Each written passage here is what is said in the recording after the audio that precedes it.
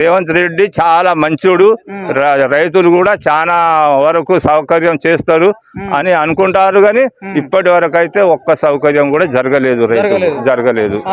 మొత్తానికి free bus పథకం మహిళలకు పెట్టిండు కాదే, సో ఎట్లుంది, మంచిగా ఉందానే?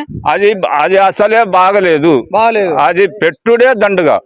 మన రేవంత్ రెడ్డికే లాస్. అది కొన్ని కోట్లు కడతాడు బస్సులకు, కొన్ని కోట్లు లాస్ అవుతాయి. ఆ కోట్లు రైతు పంచి పెడితే రైతు ఎంత పైకి వచ్చు? ఆ డబ్బులతోటి రైతుకు రుణమాపో లేకపోతే పెన్షన్ అది ఇస్తే రైతుకు ఫలితం అవు. అది వృధాగా గవర్నమెంట్ కట్టుతుంది డబ్బు. ఆ డబ్బు అంతా వేస్ట్ చేసుకుంటారు. ఆడోళ్ళు మాత్రం అరటి పండు కొనపోయినా ఖాళీగానే పోతారు.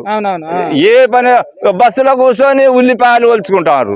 ఆ పద్ధతి ప్రకారం చేసి అది మంచి పద్ధతి కాదు. ఆ బస్సులు మాత్రం చేసింది చాలా